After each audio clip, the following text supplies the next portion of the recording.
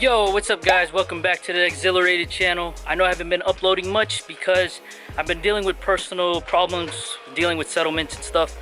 So yeah, that's why I haven't been uploading. But today we're at my parents' house, as you guys can see, and my dad has an issue with his brake. Basically, when you step on the pedal, it's hard to get this thing to brake. And I did the simple tests, if you guys don't even know, to test your brake boosters. All you have to do is go into your car. You basically press on the pedal a couple times until it gets like really solid. And once it's solid, all you're gonna want to do is start the car. And if the pedal sinks, your brakes are good. But if it stays the same, your brake booster could be bad. And the next thing you want to check, your brake line, your brake booster line, which I have right here. This is my dad's. It has a built-in check valve, so it won't blow the other way. It only blows one way. This was connected like this on his Nissan Frontier. So basically, I took it out. I blew into this side of the hose where it goes into the intake, and you can't blow through that, pretty much. So if you blow through this end, it goes that way. So you could hear that. So basically, that's the couple tests you need to do to make sure like it's definitely your brake booster. Now I'm just gonna go ahead and remove this and get this out of the way. So when we head over to Napa Auto Parts here in Vegas, we're gonna swap that out. Don't get charged for the core fee because we already have it out. Then replace it. I'm just gonna go ahead, take the two nuts off right there.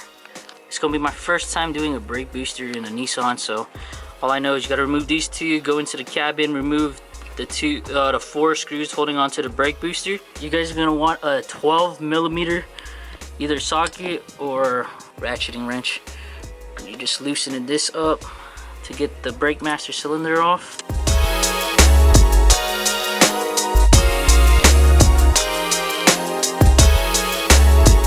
This is the brake pedal assembly right here. You're gonna need a needle nose to remove the clip that is connected to the brake pedal and the brake booster.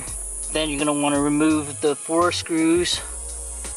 You're gonna need a deep socket, 12mm socket. So here's how that cotter pin I was talking about, it looks like that.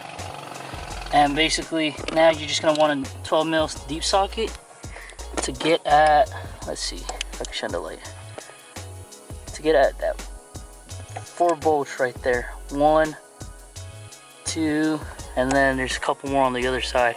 So I got all 4 nuts off of the screws, got the pin off, got the cotter pin. So all we have to do now is go to the engine bay and pry it off. Alright, so you're just gonna want to move that brake master cylinder just like that. You don't need that much room. And then now that I got all 4 screws off of this, all we have to do is just pop it right off and then remove it just from the engine bay.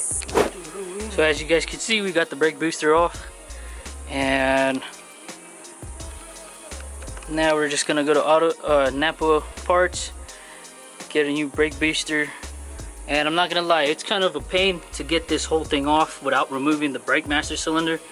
It probably is best to get it out, but what I just told my dad, I said we could just put this up. Just be careful how you bend your lines. You don't want to bend them sharp and then all of a sudden have to buy a whole new brake line. Make sure you add even pressure to the brake lines like I did, and I lifted it up here.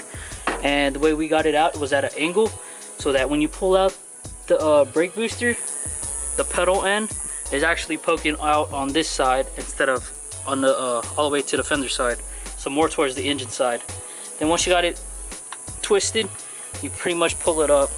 I probably should bring my tripod next time I come out here or help my dad out with anything on the cars so I could record all this, but that's how we did it. Twisted in an angle, lifted it up, got it all out the way, and all we did remove was the 2 electrical wiring from the master cylinder, the vacuum hose, and that's just about it. We didn't have to really move more of these hoses, remove any other parts of the car, just that. We got the brake booster installed. My dad took the truck for a spin, Sorry I didn't record those parts. We just wanted to get it knocked down right away. To me, it feels spongy, but I'm kind of used to the spongy feeling that the truck has. I'm not too sure how he feels about it, and if we might have to do adjustments on it. Not too sure if we have to bleed the brakes, even though all we did was just change out the brake booster. Most likely we have to bleed the air out, but we'll see about that when he gets back, which I have no idea when or where the heck he went. Hopefully he didn't go too far, just in case something happens. We'll see you guys in a bit. How does it feel? Very sensitive. Seems more sensitive now. Very touchy. Yeah, check them in the back though. The thing is like really breaking it. I feel like in the front, like. It's mostly in the front? Yeah, more. Right in the front though. Well, yeah, guys, you heard it from my dad. The truck brakes pretty well now. So if you guys got an issue with your brake booster or your brakes being solid hard and you can't brake and it feels rough, it's your brake booster. Definitely check that. The only way to test it, keep the engine off, press on the pedal until it gets hard. Once it's hard, you turn on the engine, and if the brake pedal goes squishy, pretty much it's still good. There's probably just a problem with your check valve, or you got air in the system. But if it doesn't go squishy and it's still the same, basically you got a brake booster problem. So that's the next thing to check. For the part number for this, if you guys own a 2003 Nissan Frontier XE, the V6 model, part number 536006.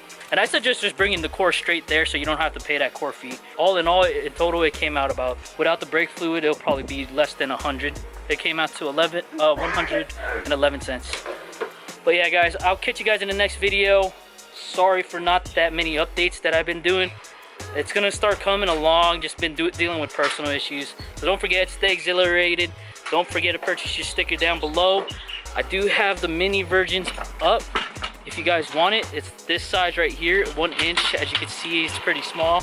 It's by 4 inches. So if you guys want to support the channel, please purchase this slab. And don't forget to like, subscribe, and hit that notification button. Catch you guys in the next video. Peace out.